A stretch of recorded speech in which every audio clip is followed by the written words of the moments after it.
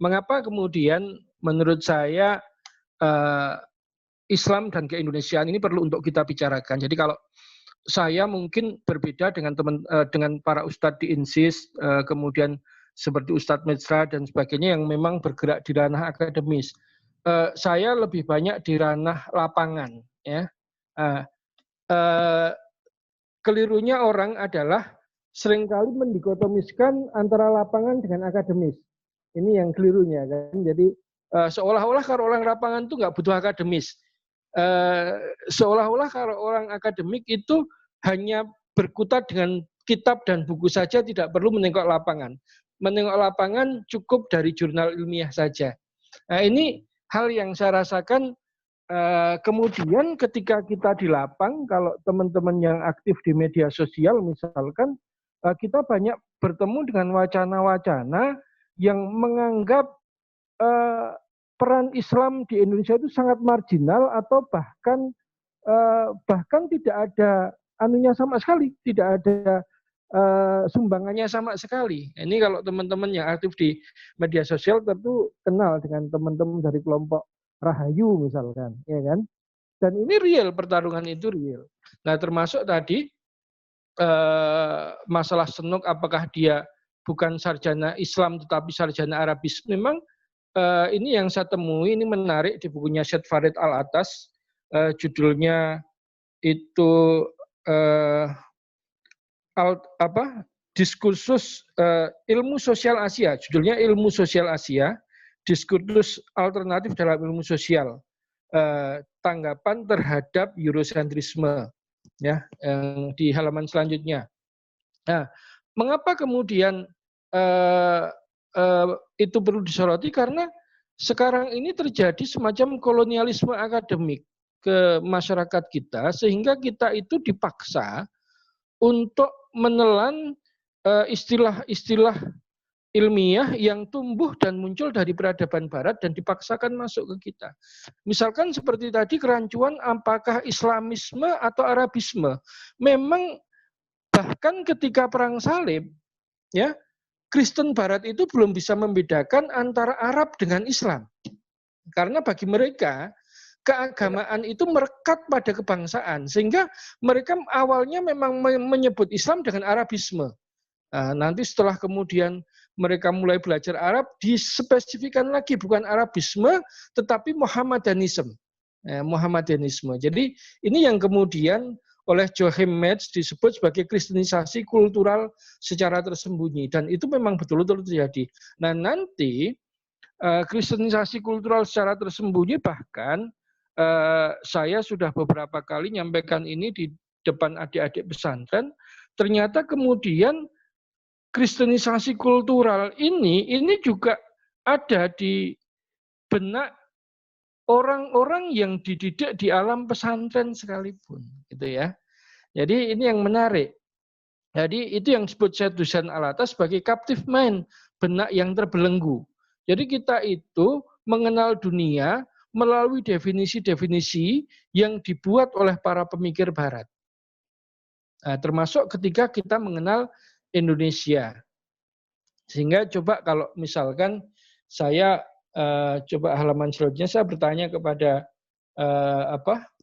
kepada rekan-rekan, mungkin jawab dalam hati saja, ketika kita merumuskan Indonesia, Indonesia itu struktur dasar kebudayaannya apa?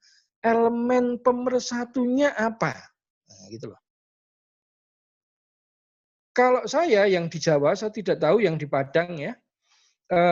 Sejak SD sampai SMA, saya selalu didoktrin bahwa Indonesia ini adalah kelanjutan dari kejayaan Sriwijaya dan Majapahit yang di era modern kemudian menjelma menjadi Indonesia. Nah, saya tidak tahu apakah di Bangladesh juga seperti itu. Sehingga ketika kita berbicara Indonesia, maka kemudian yang terbayang bukan Islam.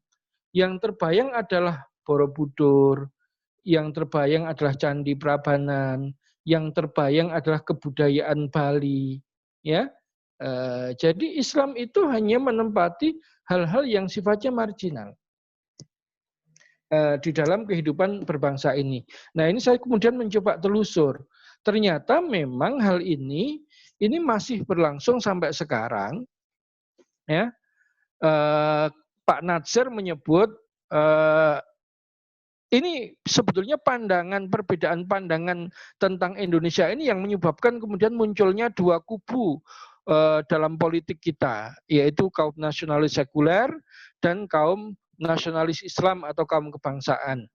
Jadi kalau Pak Natsir, beliau memilih term kebangsaan yang bersifat transetnik, bukan nasionalisme yang biasanya bertumbuh pada pandangan yang chauvinis.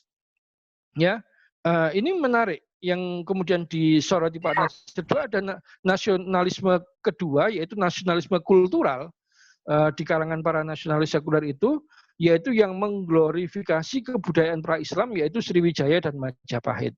Sehingga kemudian ketika kita berbicara di Indonesia, maka selalu yang ditanamkan adalah kita itu mewarisi kebesaran Sriwijaya dan kebesaran Majapahit, yang nanti kemudian setelah Islam datang itu makin lama kebudayaan Nusantara itu makin mundur.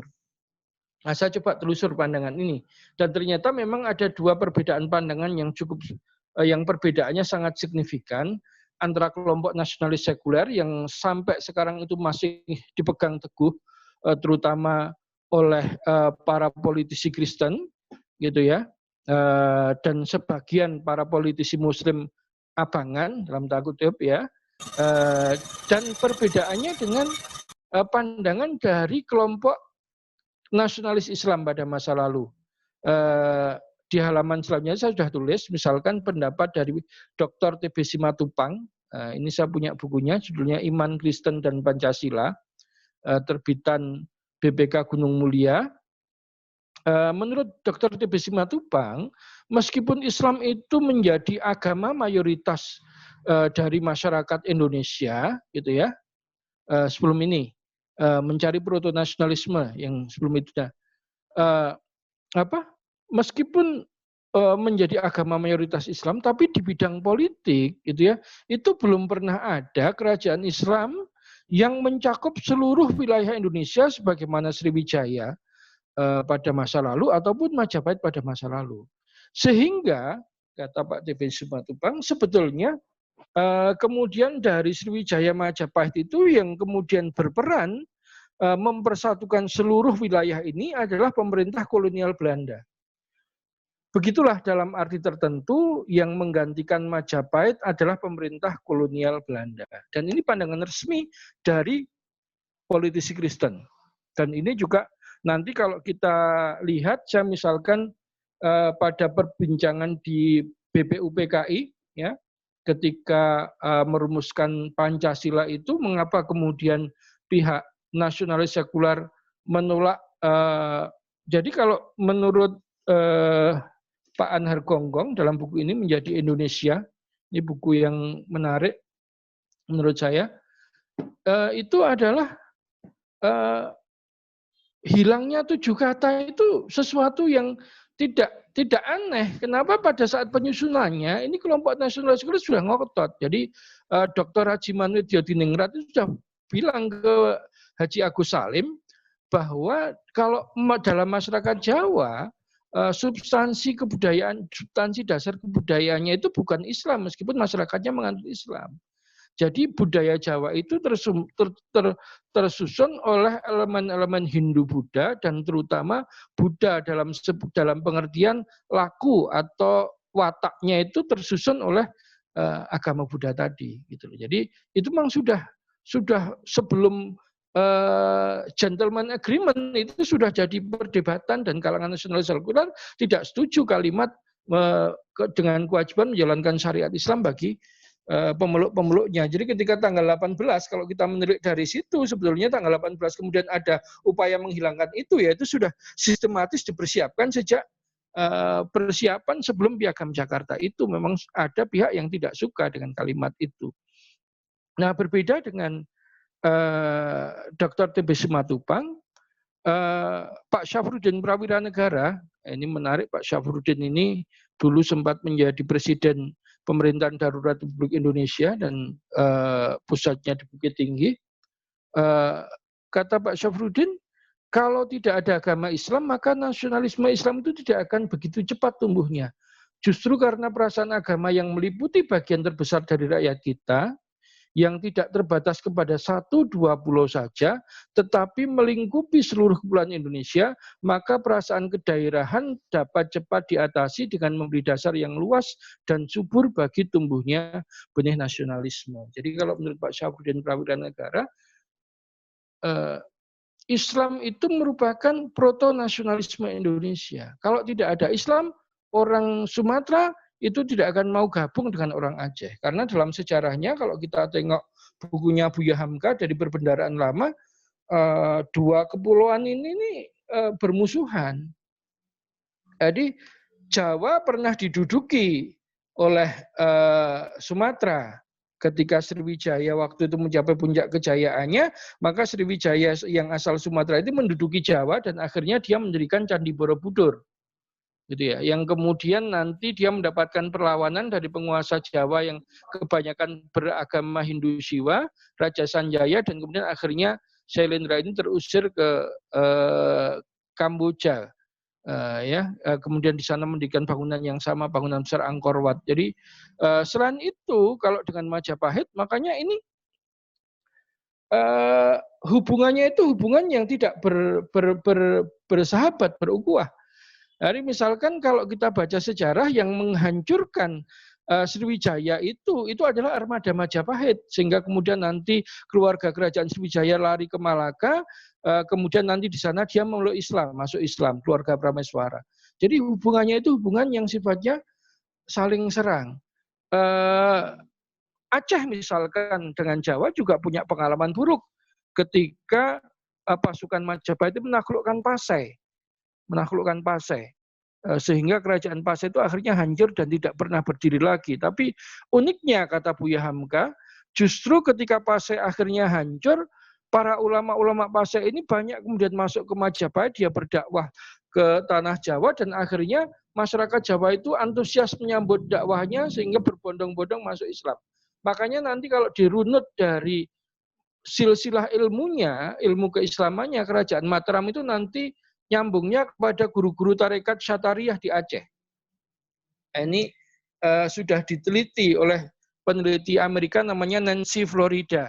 Ini menarik karena Nancy Florida ini ketika dia meneliti naskah-naskah yang ada di Keraton Solo itu dia kaget karena kan Keraton Solo ini selama ini digambarkan sebagai kejawen yang anti-Islam, gitu ya. Tetapi kata Nancy Florida, dari 500-an naskah yang dia teliti, itu yang tidak bercerita tentang Islam itu hanya sekitar 15%. Yang lainnya itu bercerita tentang Islam.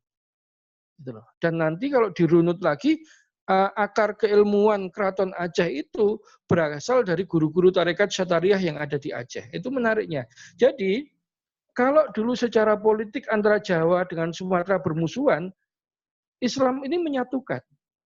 Itu yang menjadi dasar pemikiran Pak Syafruddin Prawira. Sehingga kalau tidak ada Islam itu, orang Sumatera nggak mau gabung dengan orang Jawa. Bahkan orang Jawa yang Sunda itu nggak mau gabung sama orang Jawa Tengah dan Jawa Timur. Karena ada kisah yang tidak enak ketika Perang Bubat. Dulu Majapahit menyerang kerajaan Pasundan.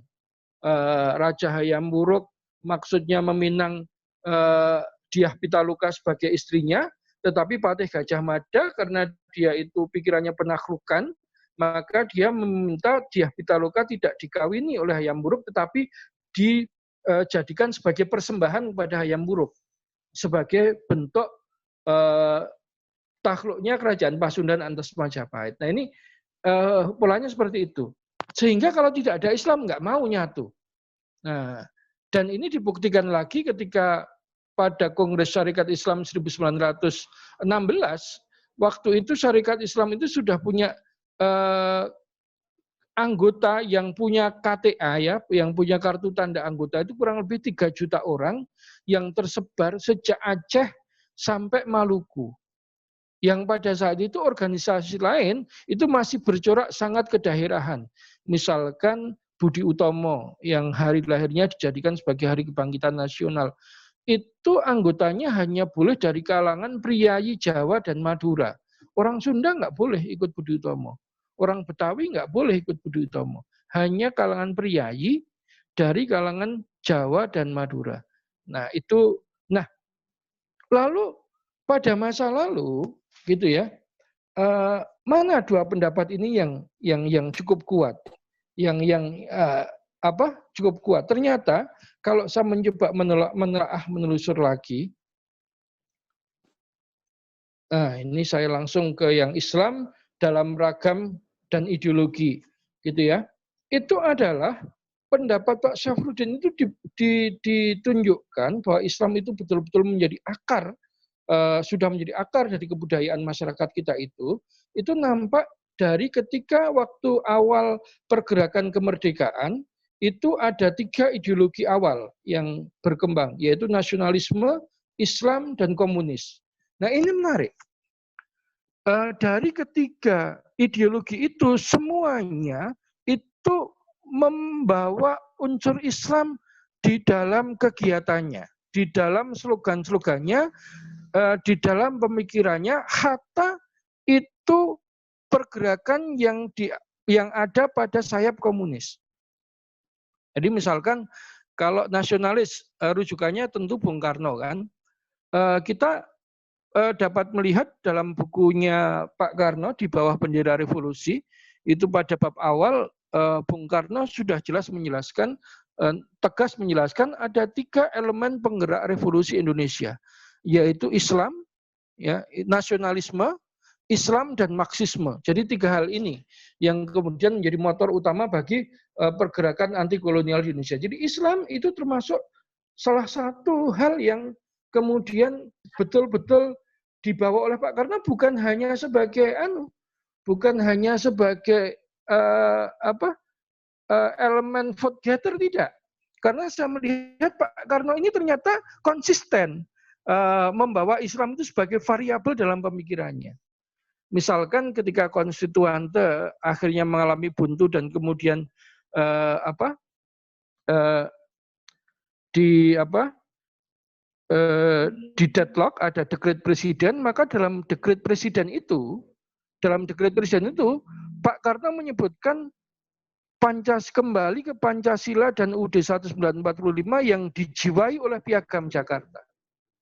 Dan kalimat dijiwai oleh Piagam Jakarta ini diwujudkan Pak Karno. Ini ada di buku biografinya Kiai Haji Saifuddin Zuhri, Menteri Agama pada masa Orde Lama. Itu ya, bahwa agama itu harus menjadi elemen mutlak dalam nation building. Sehingga kemudian pada era ini mulailah kemudian penerjemahan Al-Quran besar-besaran di dalam bahasa Indonesia, munculnya undang-undang tentang perguruan tinggi agama Islam, bahkan kemudian undang-undang tentang anti penodaan agama itu muncul pada hal ini. Berarti Bung Karno itu ternyata cukup konsisten membawa aspirasi Islam dalam pemikirannya. Yang komunis, ini menarik. Komunis awal, ya, saya tidak bilang komunis setelah itu, karena kalau komunis setelah itu nanti warna anti agamanya, terutama setelah Musa pulang dari Moskow, nanti aroma anti agamanya mulai mengental dan makin lama makin dominan. Tapi di komunis awal, itu ternyata para tokoh komunis itu memakai Islam sebagai spirit dalam berjuang. Misalkan seorang tokoh dari Solo namanya Haji Misbah, yang dikenal sebagai Haji Merah. Ini menarik, Haji Misbah ini awalnya beliau yang membawa Muhammadiyah ke Solo, tetapi karena Muhammadiyah ini rata-rata merupakan pedagang batik, menurut Haji Misbah terlalu lembek kalau menghadapi kolonialisme. Maka kemudian dia keluar dari Muhammadiyah dan kemudian masuk ke Partai Komunis Indonesia. Tetapi PKI-nya Haji Misbah ini unik. Kenapa? Satu slogan yang sering dikutip tentang Haji Misbah atau Haji Merah ini, Haji Misbah mengatakan, untuk menjadi seorang Islam yang sejati, haruslah menjadi komunis yang sejati. Nah, ini menarik. Karena ternyata banyak orang komunis pada awal pemikirannya itu pada awal munculnya di Indonesia itu mengambil sisi komunis hanya dari perlawanan terhadap kolonialisme dan kapitalisme yang waktu itu ditunjukkan oleh perusahaan-perusahaan perkebunan Belanda. Sehingga kata Haji Misbah, orang Islam yang sejati itu harus melawan itu. Sehingga orang Islam sejati itu juga harus komunis yang sejati. Nah, di sini tentu saja seperti kata Buya Hamka dalam buku ini menarik, bukunya Buya Hamka yang Kenang-kenangan Hidup. Saya termasuk penggemar berat ini, pemikir asal Minang, Buya Hamka. Dikatakan banyak orang-orang komunis awal, termasuk orang-orang komunis di Sumatera Barat pada saat itu, kata Buya Hamka, sebetulnya tidak paham komunisme. Mereka tahunya komunis itu yang melawan penjajahan dan penghisapan untuk menuntut keadilan, gitu loh. Sehingga kata Buya Hamka, saya itu kalau ketemu orang-orang komunis di Sumatera Barat itu, mereka banyak mengutip ayat Al-Quran dan hadis yang berbicara tentang keadilan. Nah, sama dengan Haji Misbah. Haji Misbah itu ketika dia kemudian menyampaikan gagasannya melalui majalah, nama majalahnya tidak terkait komunis, nama majalahnya itu Medan Muslimin dan Islam Bergerak. Nah, bahkan ada disclaimer yang menarik dalam majalah itu. Kata Haji Misbah, karena di dalam majalah ini itu banyak dikutipkan ayat-ayat Al-Quran dan Al-Hadis yang mulia, maka kalau sudah tidak dipakai, mohon untuk tidak dibuang ke tempat sampah, tetapi dibakar. Ini kan khas orang madhab Syafi'i, ya, pengikut Syafi'i di Indonesia untuk menghormati tulisan yang berasal dari ayat Al-Quran, untuk tidak dibuang ke tempat sampah, kalau sudah diberkahi itu supaya tidak jatuh ke tempat yang kotor atau najis, itu dibakar saja sehingga aman. Kita bisa bayangkan bagaimana yang ada di benak Haji Misbah ketika dia memandang komunis itu seperti apa. Atau seorang tokoh komunis asal Sumatera Barat, Tan Malaka, yang waktu Kongres Komunis Internasional di Moskow, dia sempat mengusulkan supaya antara pan-Islamisme dengan gerakan komunis internasional itu bersatu padu melawan kolonialisme, karena keduanya sama-sama mempunyai watak anti kolonial. Sehingga kata Tan Malaka, saya adalah komunis di hadapan manusia dan saya seorang muslim di hadapan Tuhan. Jadi orang pada saat itu, seorang komunis pun itu tidak berani meninggalkan identitas keislamannya. Sehingga saya lebih condong, in fact, secara real bahwa pendapat Pak Syafruddin Prawirinegara yang menyatakan bahwa Islam itu adalah proto-nasionalisme di Indonesia, orang tidak mau menyatu kalau tidak sama-sama beragama Islam, itu jauh lebih kuat dibandingkan pendapat yang menyatakan bahwa Indonesia ini sebetulnya adalah warisan dari Sriwijaya, Majapahit yang kemudian disatukan kembali oleh pemerintah kolonial Belanda dan akhirnya sejarah Indonesia. Kalau secara batas-batas geografisnya mungkin iya. Tetapi kalau secara pemikiran mengapa mereka mau untuk membentuk sebuah nation baru yang bernama Indonesia, kalau tidak ada elemen keislamannya, maka nation yang bernama Indonesia ini tidak akan pernah terwujud. Jadi itu. Mengapa ini perlu saya saya sampaikan? Karena saya melihat generasi muda Islam yang sekarang ini kehilangan imajinasi tentang Islam dan Indonesia itu seperti apa. Gitu ya. Islam dan Indonesia itu seperti apa? Itu kehilangan imajinasi. Berbeda dengan rekan-rekan dari golongan kiri misalkan. Kalau teman-teman yang mahasiswa yang aktivis kan tentu sering bertemu dengan teman-teman yang berhaluan kiri ya. Yang dia pemikirannya kiri. Atau teman-teman nasionalis yang GMNI, walaupun ini sekarang tidak begitu nampak, karena yang sekarang ini dominan itu gerakan Islam sama gerakan kiri. Mereka mahasiswa yang beraliran kiri ini, dia cukup membaca karya-karya Pramoedya Anantatur, gitu ya. Dia merasa sudah mengerti bagaimana Indonesia pada masa lalu, pada masa sekarang, dan pada perspektifnya pada masa yang akan datang.